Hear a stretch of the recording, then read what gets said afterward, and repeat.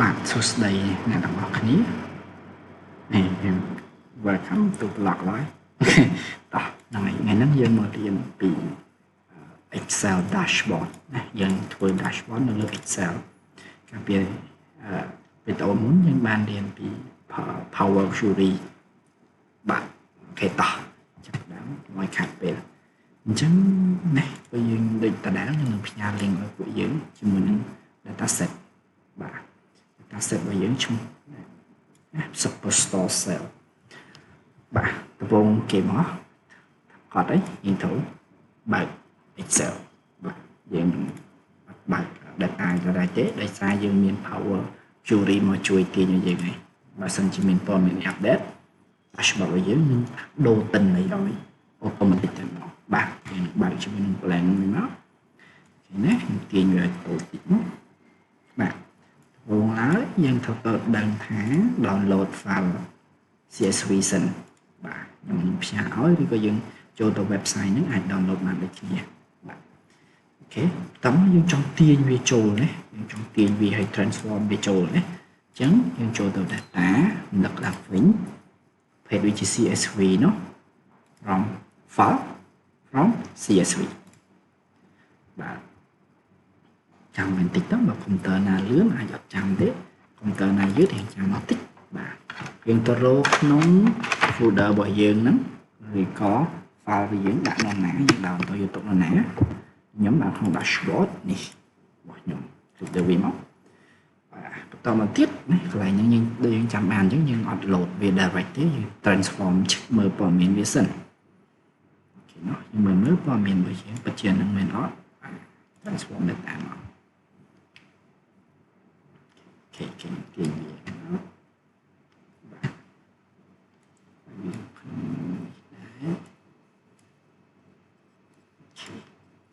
ាខ្ញុំយកបានមកហើយយើង click transform វាអូខេ complete ណាយើងដាក់វាមក Superstore Cell ក៏បាន Superstore ក៏បានដែរ name វាមកដល់មកទៀតបាទអ្នកខ្លះយើងឃើញនេះអ្នកខ្លះអត់ឃើញទេបើសិនជាអត់ឃើញទេយើងអាចចុចលើនេះមកយើងឃើញព័ត៌មានហ្នឹងព័ត៌មានវាត្រូវអត់មានព័ត៌មានណាបាត់អត់ណាពេលខ្លះ error អីផ្សេងណាទៀតខ្ញុំនឹង show កន្លែងហ្នឹងបាទអូខេនៅក្នុងនេះគេឲ្យយើង rename គេឲ្យយើង check មើល column មើលដើម្បីឲ្យវាយល់បាទដូចជា column នេះអញ្ចឹងណាវា row ព័ត៌មានអីគេមកកណ្ដោអញ្ចឹងវាគួរថាដូរឈ្មោះវាជា ID ចុះ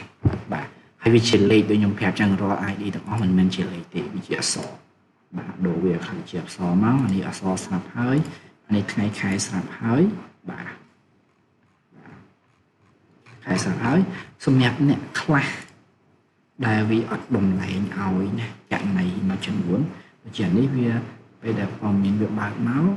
វាចាប់ផ្ដើមដោយថ្ងៃខែឆ្នាំអញ្ចឹងដោយសារតែកុំព្យូទ័រខ្ញុំថ្ងៃខែឆ្នាំវាមកបានដែរសម្រាប់កុំព្យូទ័រអ្នកខ្លះដែលអត់បានហ្នឹងគេត្រូវសេរូបមន្តបន្ថែមឬក៏យើងមកកែព័ត៌មាននេះឲ្យទៅជាថ្ងៃខែឆ្នាំបាទណាអូខេអាចយើងមើលតទៀតទៅតមកទៀតគេឲ្យយើង remove unnecessary column នៅក្នុងហ្នឹងយើងអាចមើលទៅ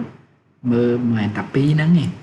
អាចមើលអាផ្សេងបានបើសិនយើងមិនត្រូវការ customer ID ទេក៏លុបចោលទៅយើងមិនត្រូវការ ship mode ទេក៏លុបចោលទៅទីសងលើការ analyze របស់យើងតែក្នុងនេះយើងគួរតែដាក់សិននោះយើង remove ពីរហ្នឹងដោយសារតែព័ត៌មានហ្នឹងគឺអត់មានតែម្ដងបាទនេះ din 1 din 2ហ្នឹងអត់មានតែម្ដងអាចគេ copy មកឲ្យយើងលើសឬក៏មិនអីយើងអាច select លុបម្ដងមួយឬក៏លុបទាំងពីរចេះក៏បានដែរណាបាទមើលឃើញវាបង្កើត step វាមួយទៀតបាទបន្តមកទៀតណាគេឲ្យយើងមើល missing value ណាវាមានព័ត៌មានណាបាត់អត់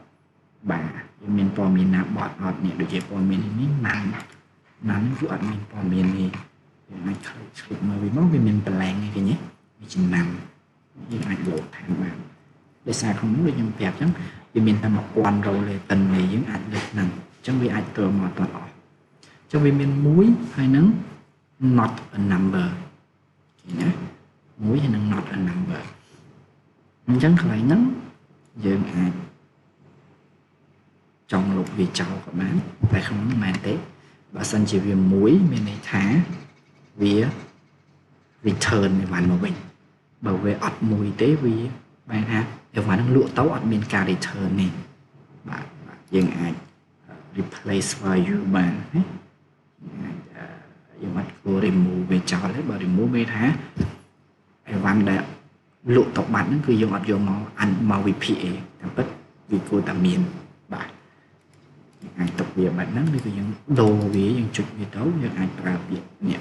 replace value បាទយើងដាក់អញ្ចឹងមកជាយើងអាច not an a ចឹងណាវាគួរតែជាមិនគេគួរតែប្រើ special case ចឹងសូមណាគេនេះវាសល់តែ1ហើយនឹង0ទេព្រោះយើងដាក់ថាបើសិនជា not a number ហ្នឹងទៅជា0បើសិនជា1ហ្នឹង1ដែរណាយើងធ្វើក៏បានណាតបមកយើង fill down as need បើសិនជាមានព័ត៌មានណាដែលបាត់លេខអីចឹងគេអាចប្រើ fill down មកជួយបាននេះ fill down វាអីតែយើងមានព័ត៌មានណាបាត់ទេយើងមើលទៅយើងចង់ដឹងបាត់អត់យើងចូលមកក្នុងនេះមកនេះ quantity យើងមើល valid ហ្នឹងវា 100% អស់ហ្នឹងវា 100% អស់ហើយអត់មានព័ត៌មានបាត់ទេអូខេណោះនេះ empty នេះវាបាត់ព័ត៌មានហ្នឹងបាទអញ្ចឹងគឺហៅបន្តមកទៀតគេឲ្យយើង remove duplicate ណាគេការពារបើសិនជាមានព័ត៌មានណាដូចគ្នាអញ្ចឹងទៅ remove duplicate គេខ្លាចយើងសរសេរ record ជាន់គ្នាអញ្ចឹងគេឲ្យចូលទៅ home remove role ហើយនឹង remove duplicate ចូល home ណា remove role នេះនេះ keep remove role ហើយយើងចុច remove duplicate មកអូខេណោះជុំ remove ឡើងអស់ហើយហ្នឹងស្អាតពីហ្នឹងគោហ្នឹងហើយដោយសារយើងចុចចាំ return នេះអញ្ចឹងយើងធ្វើខុសហើយឥឡូវយើងធ្វើហួសបាត់ហ្នឹង duplicate អស់ហើយហ្នឹងអញ្ចឹងយើងចុចខ្វែងមកវិញមកដើម្បីឲ្យវាខ្លាយទៅជាដូចដែរអញ្ចឹងយើងចុចលើ ID មកយើងថៅ remove duplicate វាអត់គួរមាន ID ជាន់គ្នាទេយើង duplicate បានណាបាទបន្តមកទៀតយើងមើល format date នៅក្នុងករណីរបស់ខ្ញុំហ្នឹងគឺ date វាពណ៌វាបែបហ្នឹងគឺវា auto format ហើយឯងបើសម្រាប់អ្នកដែលអត់ទាន់ auto format វានឹងខ្លាចជាអក្សរបាទដោយសារវាមានលេខវាមានអក្សរវាមានលេខវាមានទូពិសេស hyphen ឬក៏ slash អញ្ចឹងទៅវាជាអក្សរអញ្ចឹងយើងត្រូវប្រើរូបមន្តមួយនេះយើងត្រូវប្រើរូបមន្តនេះយើងបង្កើត column ថ្មីមកណាហើយយើងវាយរូបមន្តនឹងចូលមកហើយយើងដូរវាទៅជាលេខបានបាទដូរវាទៅជាលេខបានអញ្ចឹងណាឧទាហរណ៍មួយយើងអាចចុច copy ចោលហើយមកអញ្ចឹងយើងចូល new column add custom column ហ្នឹងហើយយើងដូរឈ្មោះតជារបស់យើងផាសហ្នឹងបានបាទចុច OK មកវាបង្កើតថ្មីឲ្យយើងពេលដែលយើងចង់ធ្វើ format មួយ ship date ហ្នឹងយើងដូរព័ត៌មាននេះ order date ហ្នឹងទៅជា ship date អស់ណាអញ្ចឹងវានឹងរត់ធ្វើឲ្យយើងដូចគ្នាបាទដោយសារតែខ្ញុំណាករណីខ្ញុំនេះខ្ញុំអត់ចាំបាច់ទេដោយសារវា auto correct ហើយបាទ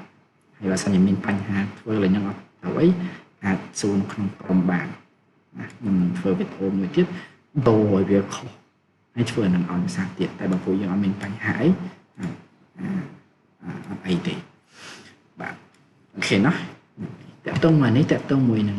optional ទេយើងធ្វើក៏បានអត់ក៏បានតើតើយើងបំបែកយកឆ្នាំណាយកខែណាឬក៏ឆ្នាំនិងខែតែម្ដងហើយយើងចង់បានឬក៏មួយទៀតតើតើមួយ profit margin បាទយើងចំណេញបានក្នុង product មួយនឹងយើងអាចធ្វើថែមបានណាមកហ្នឹងហើយចំណេញប្រមាណបានភាគរយហ្នឹង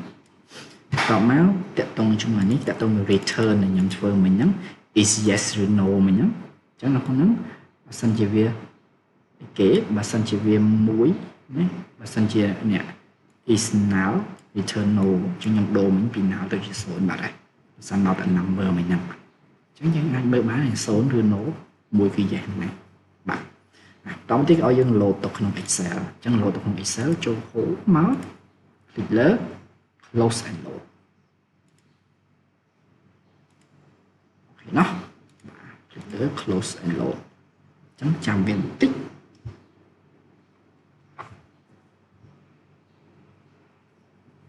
ok យើងបាននេះយើង load មកបាន5900 row អូខេเนาะអញ្ចឹងកន្លែងនេះកន្លែងនេះបើយើងច្រឡំដៃហួសហើយយើងអាចចូលទៅដែរចូលមកក្នុងនេះ Fury and Connect យើងจะ edit បានរត់ទៅដល់ហ្នឹងវិញធ្វើអីឲ្យអស់ចូលមក close and apply វិញណាកន្លែងខ្ញុំមិនធ្វើអីទេខ្ញុំខ្វែងចោលក៏បានបាទណាតមកគេឲ្យ click លើតារាងហ្នឹងហើយដាក់ឈ្មោះវាគេណាខ្ញុំ copy ឈ្មោះចុះដាក់លើតារាងហ្នឹងដាក់ឈ្មោះចុចលើតារាងហ្នឹងនេះចូល design chat wall នេះមក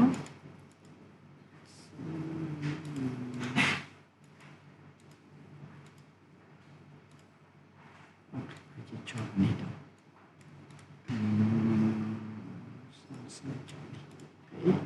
នេះមកហើយចុចលើហ្នឹងចុចលើតារាងហ្នឹងហើយចុចលើ design chat wall ហើយចុចលើនេះលុបចោលអស់ pass ព័ត៌មានចូល enter មួយមកបាទនេះគេឲ្យចូលក្នុង table design ណាដាក់ចូលក្នុង table name ហើយដាក់ឈ្មោះយើងហ្នឹងទៅ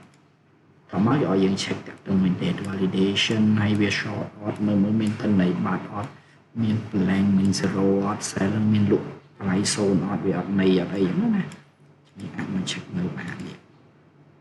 គេមានព័ត៌មានបើសិនជាវាអាណាអត់មានព័ត៌មានវានឹងមាន blank ហ្នឹងបាទវា blank ហ្នឹងបាទមាន sheet មានអីនេះក៏មិញយើង check នៅក្នុង power មិញហ្នឹងក៏បានបាទមើល cell វាមាន zone នេះមាន zone ដល់ zone ជិតបាទបើមានទេយើងត្រឡប់ទៅក្នុង power query របស់យើងកែបានអូខេណាស់យើងទៅមើលធ្វើយើងទៅមើល name របស់យើងមើលដើរបានអត់យើងចុចលើហ្នឹងវិញមកចូល data នេះមកឃើញអូខេតោះចូលទៅ part ទី2 create pivot table ណាចាប់ដើម pivot table ចាស់ស្ដែងក៏យើងបានរៀននៅក្នុងថ្នាក់ហើយណាក៏បានចំណេញតែនេះធ្វើវីដេអូឲ្យតាមក្រោយបាទណាក្នុងនេះយើងត្រូវ check មើលតាក់ទងឈ្មោះវា check មើល date field វាមើលត្រូវអត់បាទមើល profit មើល quantity យើងមើលមានតន័យនឹងអស់នៅបន្តមកយើងចង់បង្កើត pivot table យើង click លើវាមួយចូលទៅក្នុង insert ណាបើយើងអត់ចាំយើងមើលតាមនេះទៅប្រាប់អស់ហើយ click លើ pivot table នឹងមកនេះ pivot table បើសិនជាយើងពេញមើលទៅឃើញពេញហើយស្នាខ្ញុំចែកឲ្យធ្វើតាមនេះមិនចេះយ៉ាងបាទចឹងវាអត់ឃើញពេញចឹងធ្វើយូរទៅស្រួលណាស់បាទចុចលើនឹងមួយមកហើយយើងចុច new sheet មកឬក៏យើងយក sheet ដែលយើងមានស្រាប់ក៏បានដែរដើម្បីឲ្យងាយចុចយក new sheet មកល្អជាងOkay, data source is not invalid. Okay, ខ្ញុំចុចញ៉ាំខ្ញុំសារទៀតចុចលើនេះមក data source នេះដាក់ឈ្មោះមានចឹងមកយើងទៅចុចលើនេះវាដូរបាត់ហើយទៅសេនេះក៏បានដែរឈ្មោះមិញ cell ខ្ញុំចាំឈ្មោះនេះអូខេហើយខ្ញុំយក new ចេះចុះនេះមកនេះអញ្ចឹងខ្ញុំសុំដូរវាណាសុំដូរវាឲ្យមានន័យសម្រាប់ dashboard ចុះពីក៏ដាក់ dashboard ចាំមានបញ្ហាអីចឹងទៅទៀតបាទហេចុះណាវាចេញមកឲ្យយើង list យើងមានព័ត៌មានអីគេខ្លះណាមកទាំងអស់បាទបន្តទៀតណាគេបាននេះនៅក្នុងនេះគ្នា pivot field គេឲ្យ track region into a role ណោះ region into a role បើយើងអាច select ហ្មងក៏បានហើយវា auto ហ่ะឧស្សាហ៍វាជាអក្សរជំនួសចូល role ខ្លួនឯងតែវាអត់ទេទាញមែនទាញទៅណាក៏បានបាទតោះមក cell ណា cell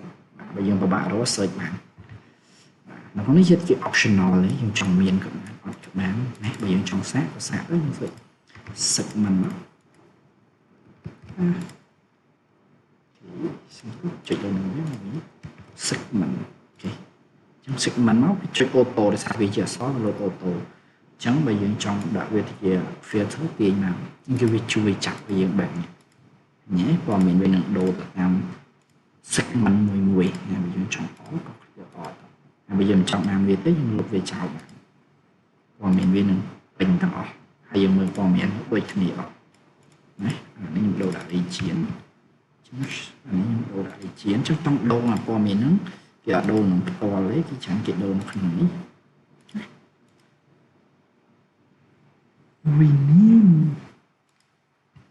អូខេណាដូរនៅក្នុងនេះបាន region មក okay region display layout នេះគ្រាន់តែឈ្មោះនេះអញ្ចឹងយើងដូរក្នុងនេះបានណាអញ្ចឹងយើងខុសអីអញ្ចឹងយើងហ្នឹងហើយហេតុផលដែលប្រាប់ថាកុំជឿខ្ញុំច្រើនពេកព្រោះតែហើយគេពិសោធន៍លោកគ្រូអានេះមិនវាអត់ format ឲ្យអញ្ចឹងណាមិនវាអត់ format ឲ្យអញ្ចឹងកន្លែងហ្នឹងយើងអត់បាន format នៅក្នុងនេះបើ cell យើងបាន format បាទឬក៏យើងបាន format ពីក្នុងចុះយើងអាច format តាមក្រោយបានថាចង់ format នេះហើយក៏បានចង់ format តាមក្រោយក៏បានជាអត់មានអីជាចំណោទទេបាទចំណោទសុំលឺឡាអូខេណោះចឹងនៅក្នុងនេះយើងសាក refresh មើលវាមកអត់បត់មកទេ add ថែមអូខេអត់មកswitch ទៅវិញចូលក្នុង home ចូលក្នុងនេះមកនេះមកបាត់ហើយគេមើលព័ត៌មានដូចគ្នាเนาะតមកមួយទៀតនេះគេឲ្យយើង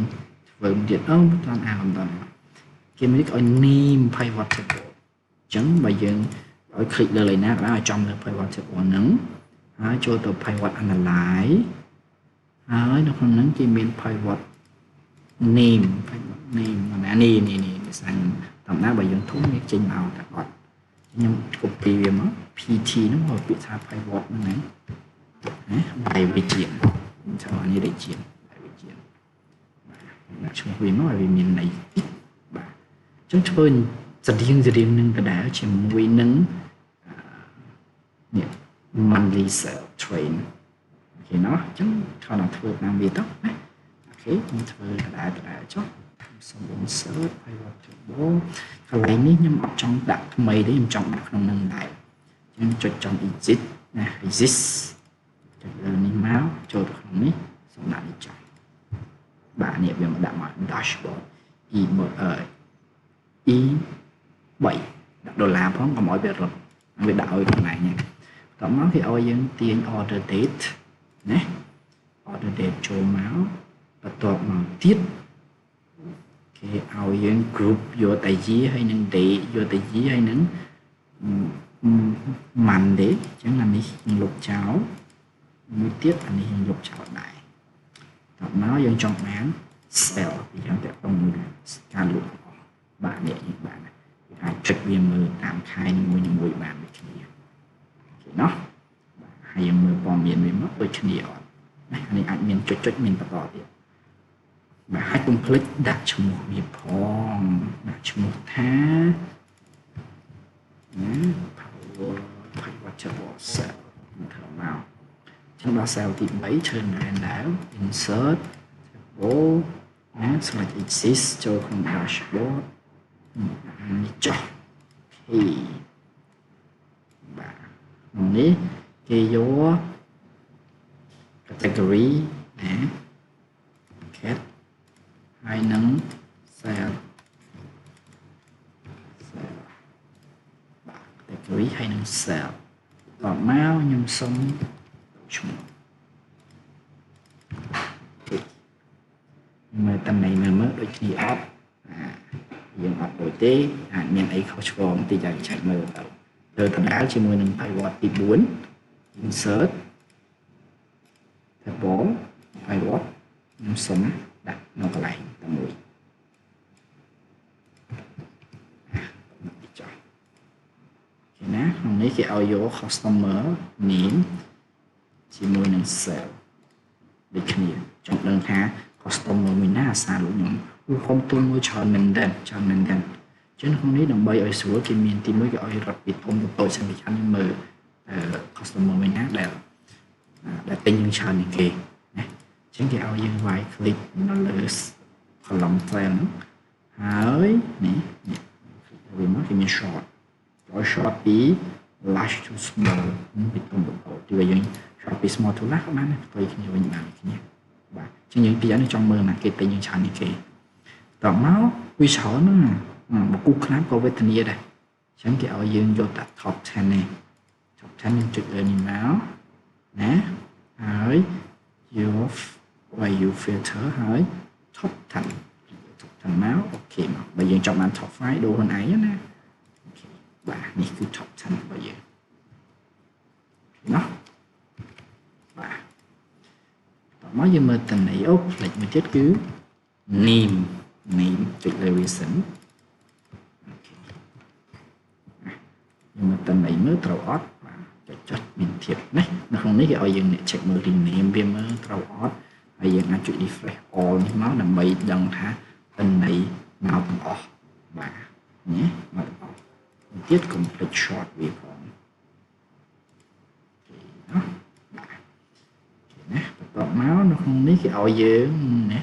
label name ok cái ở dừng phải quên cell PT cell mình cho là bé xịn này cho là bé làm kê cho giờ mình chụp ảnh haต่อมาmình cho từ đó create dashboard chẳng có miếng ấy này mình dạy vì chán phần này nó bị bạc mơ so trong bạc mơ cái chuyện mơ chỉ cái hàng cái gì cái chuyện mơ chỉ là mình và cái chuyện mơ chỉ là mình vậy màต่อtiếp thì muối mình đừng chọc ở mấy cái ở những cái chạy mới như miền tây hàng của nâng nông trong nâng chạy mới chút nữa đi mà này ta làm cái khởi nhọn này kế khởi nhọn này ta này kế khởi nhọn bà hay những mối tiệm đó cái trâu nòng cái nóต่อมาtiếp chụp đỡ chơi chat tìm muối chống chat tìm muối nữa cái ở những chơi ấy cái ở click lớn mùi nằm màu lại nào bạn hỏi trong nơi bây giờ nè quyền mùi máu cho được khả năng insert cho được khả năng pivot chart này pivot chart những đưa click lên chart những màu của bạn này chụp được pivot chart bên tao nói cái cho vô column này column là má này cái vô cluster column để ok mà tao nói tiếp nè nó PDB appear in the same sheet move to your dashboard dashboard sheet như nó nè giờ mình sẽ tập tay này mua nè nhưng xong đôi thì dashboard cho chỉ gọi move format nhằm này nó control C control V cho add nó hiệu ảnh copy control X hay nắng control V bạn mới tí nhầm xong chơi ngành mà một mọi chuột về nhập nó đấy xong chuột pin về mấy thằng nào này mùi máu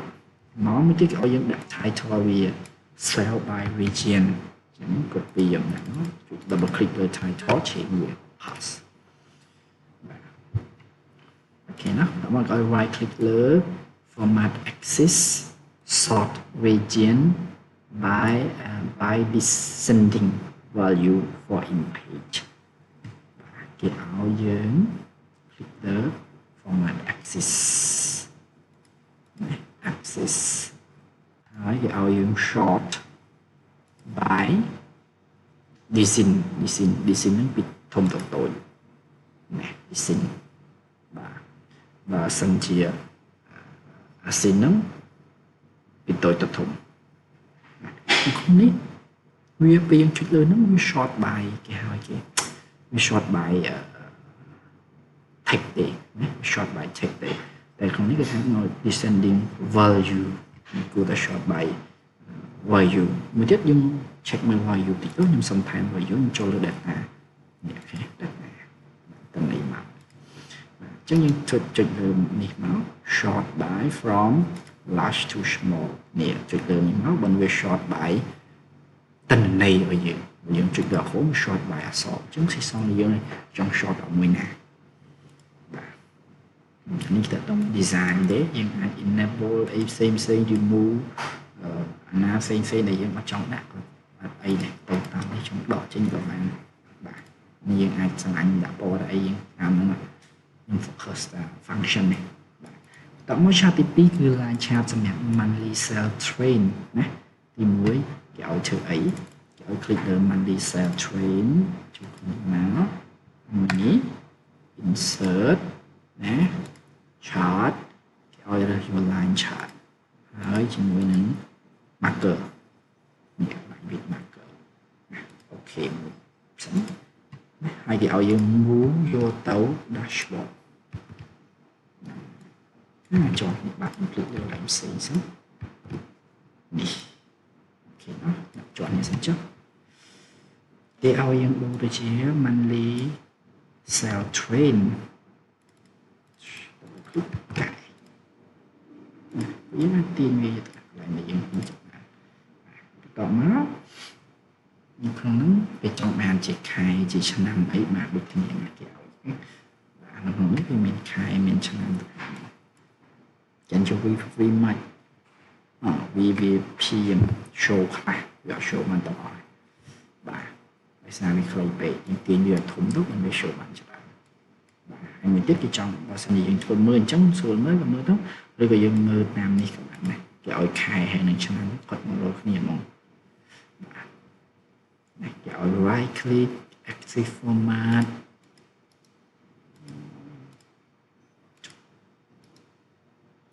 នេះហើយនឹង format label ហើយយើងមាន number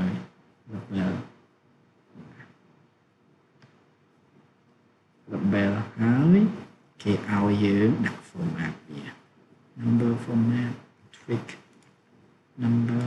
គេមាន format នៅនេះសោះ custom date យើងចង់បាន date បែបម៉េច12នេះអត់មានហ្នឹងទេយើងគួរតែ custom ហើយនេះ DDMM យកទៅដាក់នេះមក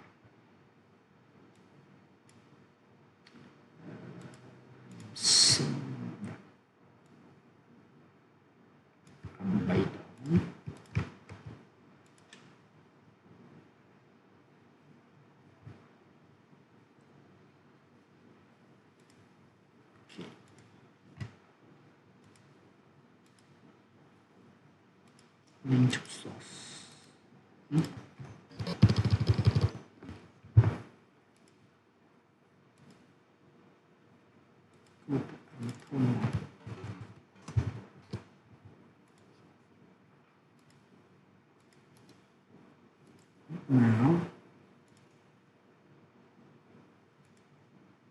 មកសំយក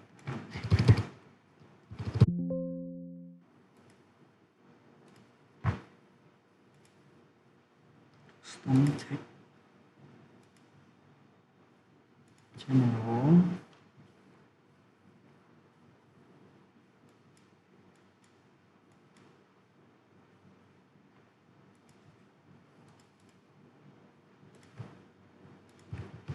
Stone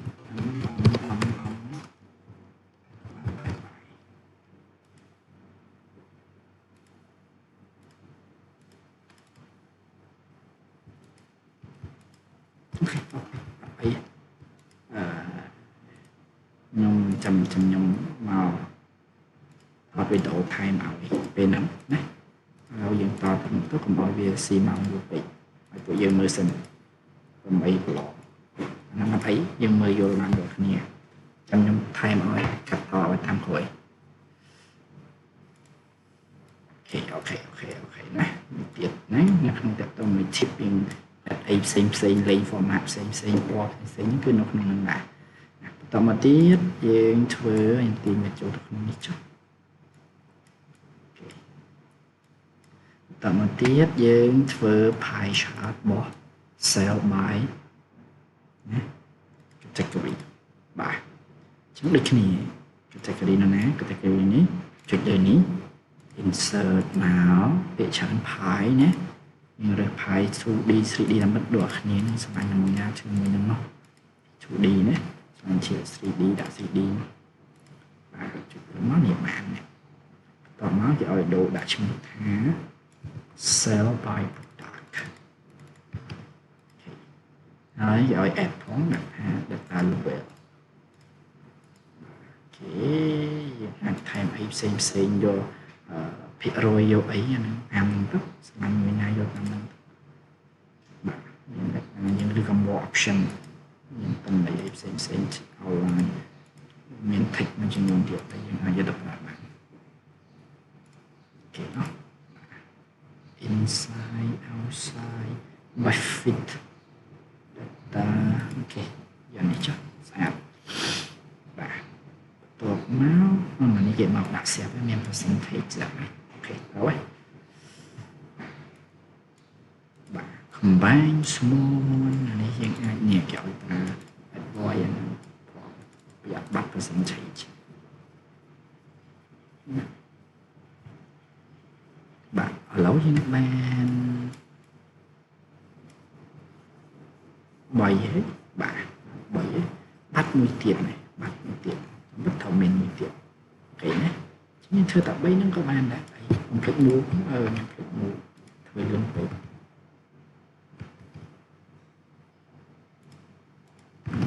mua dùng này máu trong mũi tiền nó cứ vẫn đem thầu đạn những tiền tapi bây giờ có slot ở đâu này này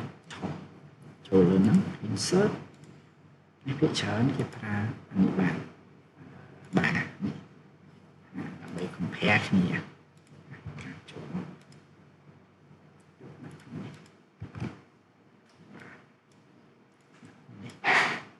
này tên cái top customer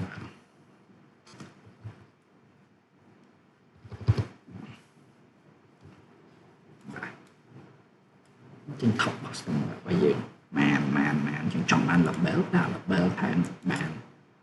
mình tao lấy đã po đã ấy anh bạn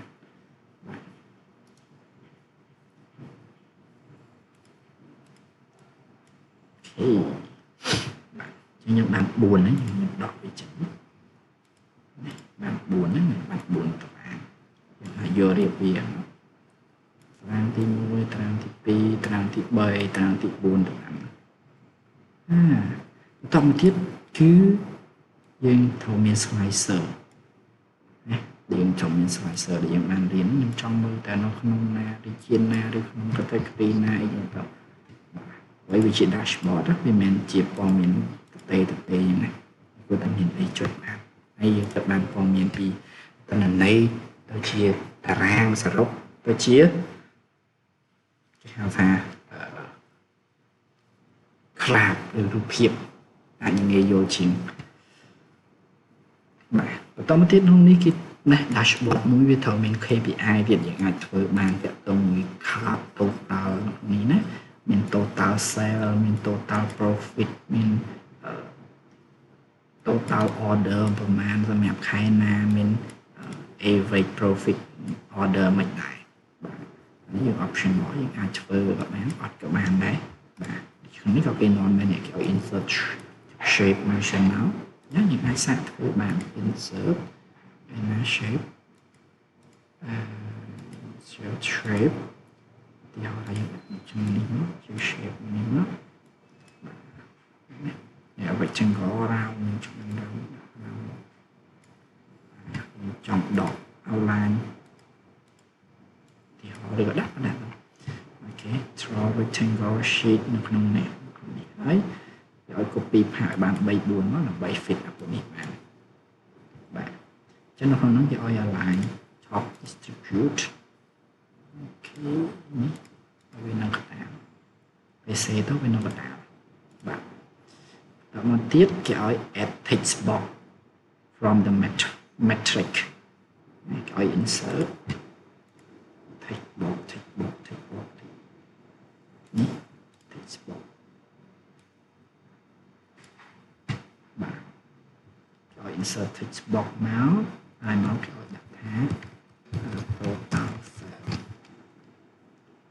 total sale mình ai xem tam của mình nè xong việc thông tin vậy bạn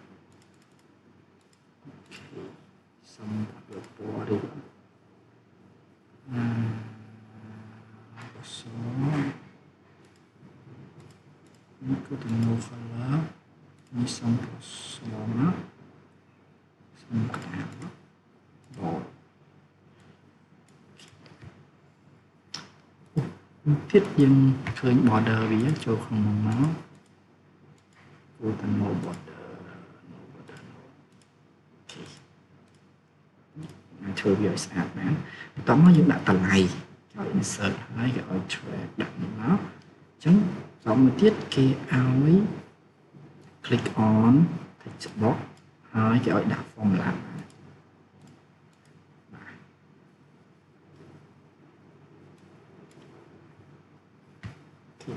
ចឹងក្នុងហ្នឹងបើសិនជាធម្មតាយើងត្រូវដាក់ស្មើ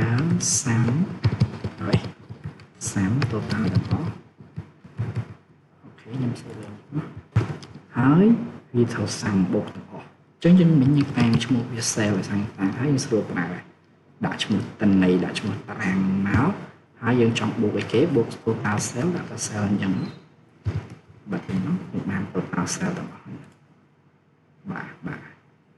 យើងបាន total cell ទាំងយើងអាចយកនឹងយកមកដាក់នៅជាមួយគ្នានេះបានណាយើងអាចលេងវាបានហើយយើងដាក់សិនចុះបន្តមកទៀតយើងadd មួយមកដើម្បីយកតន័យនឹងយកមកដាក់លើនេះឲ្យដូរពណ៌ដូរអីស្អាតធ្លាប់ធ្វើម្ដងបាទពុប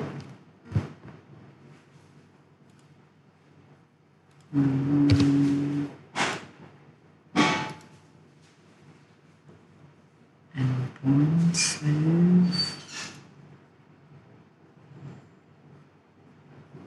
select formula sheet set the for value create link to like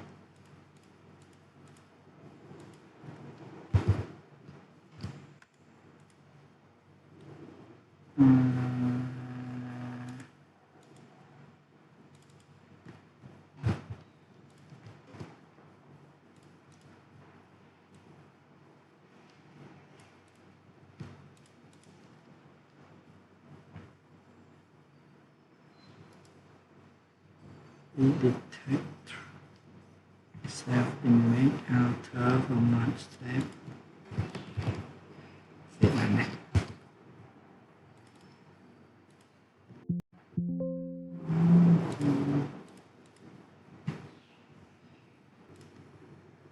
អូខេតោះខ្ញុំ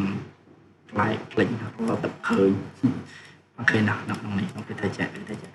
គេសេរូបមន្តដូចផ្ទាត់បានហើយគេត្រូវធ្វើរូបមន្តមួយនឹងសិនបាទបន្ទាប់មកគេ copy ផាសមកមួយនេះអានេះគេយកតម្លៃ cell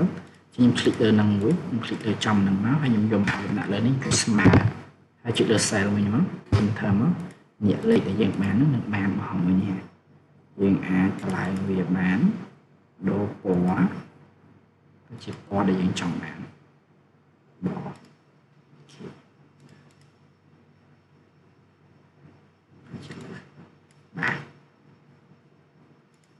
បាទលើទៅមកហ្នឹងអញ្ចឹង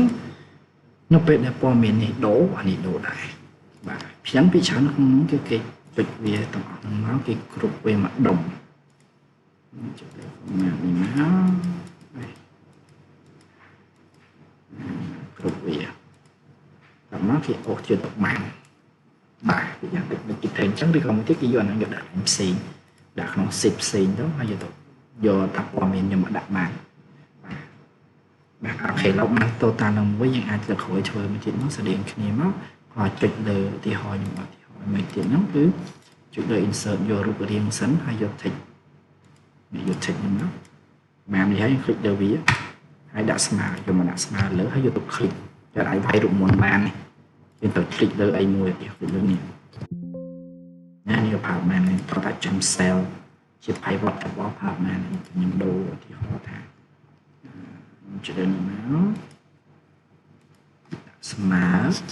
ខ្ញុំចុចលើ Q នេះចុចនេះតទេខ្ញុំទៅដូរឡើង Q នឹង444នេះ44ដែរបាទហ្នឹងគឺវាបែបហ្នឹងអញ្ចឹងមិននៅក្នុងនេះទី1យើងត្រូវបង្កើត cell មួយសិនដាក់រូបមន្តវាទៅតាមនេះរូបមន្តទៅតាមនេះតបមកបើយើងបង្កើត text ណាបង្កើត text នេះtext box មកហើយបណ្ដាក់ចុចលើ text box ដាក់សញ្ញាស្មើទៅចុចលើព័ត៌មានដែលយើងបានគេនោះចានេះធ្វើឲ្យតែមួយបានហើយសល់3ទៀតទុកធ្វើគេហៅ homework អូខេហើយតើទៅមួយ format cell យើងធ្វើវាពណ៌វាឲ្យស្អាតនេះ យើងធ្វើពណ៌ស្រឡាញ់ពណ៌អីធ្វើពណ៌ហ្នឹងណាសេរីពណ៌សេរី font សេរី size ពណ៌ហ្នឹងហើយមក title វាដូចគ្នាស្តីងគ្នាទេដាក់ពណ៌អីហ្នឹងដូចគ្នាទេ just align តាក់ទងមួយនឹង vertical តាក់ទងមួយហ្នឹងរៀបវាឲ្យស្អាតបាទហ្នឹងតាមទៅរៀបឆ្នៃទៅតាមការពេញចិត្តរបស់យើងដាក់នរណាអីនរណាបាទចានេះតាក់ទងមួយការរៀបចំទាំងអស់តោះមកចុងក្រោយគេបានតាក់ទងមួយ slicer បាទ slicer យើងចាំ slicer បានណាក្នុងនេះជានេះបើគេឲ្យ slicer 4នាក់អញ្ចឹងខ្ញុំធ្វើឲ្យ1ឬក៏2ទេសំណាទៀតពួកយើងត្រូវតែធ្វើខ្លួនឯងបាទយើងចូលមក insert មក slicer ក៏បានចូលក្នុង pivot មកក៏បានតែខ្ញុំពិបាកចុចចូល insert ចុះ slicer អញ្ចឹងក្នុងនេះឲ្យរើសមកខ្ញុំអាចថារើសតែ2ហ្នឹងបាទតែ2ហ្នឹងបាទនេះមាន2នេះ2ចឹងបាន slicer យើងអាច adjust ទៅតាមអីដែលយើងពេញចិត្តណាអូខេ adjust បាន adjust អីដែលយើងពេញអានេះមានអក្សរមានន័យមានតែមួយខ្ញុំសុំថែមទៀតអូខេ slice ចុចលើនេះសិន slicer ទៅទីចុះហែងច្រើនតិចបាទចុះហែងច្រើនតិចបាទយើងអាចដូរទៅតាមទម្រង់ដែលយើងចង់បានបន្តមកទៀត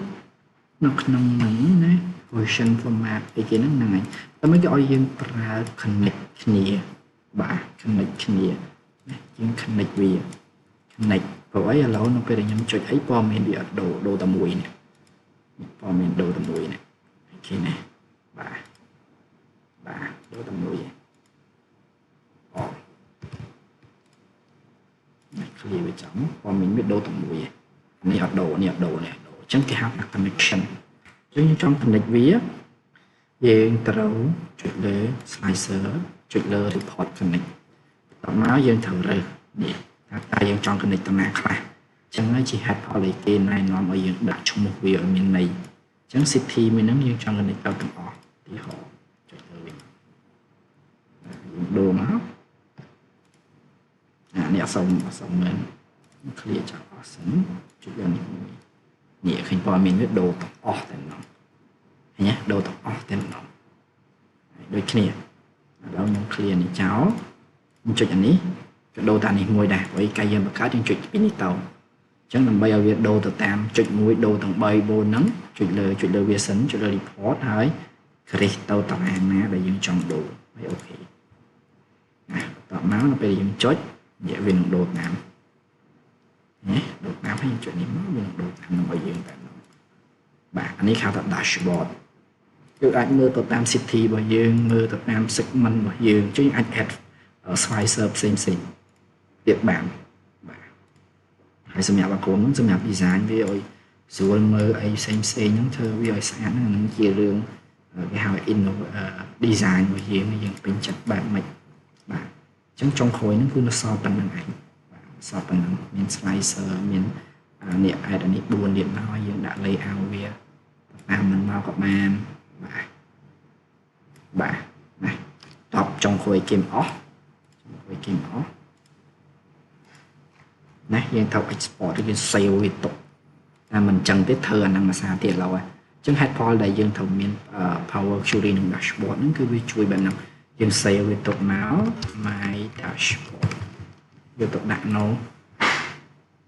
file របស់យើងមកអញ្ចឹងថ្ងៃក្រោយយើងដូរតែទិន្នន័យមកបានណាឬក៏ឲ្យគេ export file ផ្សេងមកបាទឲ្យគេ export file ផ្សេងមកហើយយកមកដាក់ file replace file យើងចាស់មកហើយមកដល់ហ្នឹងយើងគ្រាន់តែចុច refresh data មក dashboard មកឯងបាទឬយើងចុចដល់ dashboard យើងចុច refresh data មកព័ត៌មានថ្មីវាមកខ្លួនឯងមកឬក៏ករណីថាលោកគ្រូ file ឈ្មោះខុសគ្នាឬទីតាំងខុសគ្នាក៏គេធ្វើបានដែរគេអាចចុចទៅក្នុង data query connection ចូលក្នុងនេះយើង edit វាមកបាទ edit វាមកយើងចូលទៅដល់ source នេះយើងចុចលើ source នេះអញ្ចឹងគឺ source ហ្នឹងឯង file នៅណាចុច mouse ស្ដាំនេះនៅឡៃហូបហ្នឹងមកនេះ file ឃើញទេគេប្រាប់ថា file file ណាបើយើងមានចង់មាន file ថ្មី browse file ថ្មីមកទៅហៅមើល file ដែលយើងដាក់ចុច open មកវាចុច OK មកវានឹង process ឲ្យយើងទាំងអស់ណា load ណា close and load មកអញ្ចឹងព័ត៌មានវានឹងដូរទៅតាមនឹង dashboard យើងចុចវានឹងដូរទៅតាមបាទណាអញ្ចឹងហ្នឹងហើយនៅក្នុងការប្រឡងគឺស្តៀងនឹងអត់ខុសគ្នាខុសតាសំណួរសុំគូក្រាបឲ្យអីតន័យគេបែបម៉េច KPI គេបែបម៉េច show total អីបែបម៉េចអញ្ចឹងគឺស្តៀងគ្នាធ្វើស្តៀងនឹងទាំងអស់បាទមាន Power Query ជាមួយនឹង dashboard មាន chart pivot table អីដូចគ្នាអញ្ចឹងព្យាយាមធ្វើឲ្យបានធ្វើទូមិនហើយក៏ដោយព្យាយាមបានធ្វើមក step by step អីមកបាទអូខេហ្នឹងមានតែប៉ុណ្្នឹងអរគុណច្រើនចង់1ម៉ោងហ្នឹងអរគុណ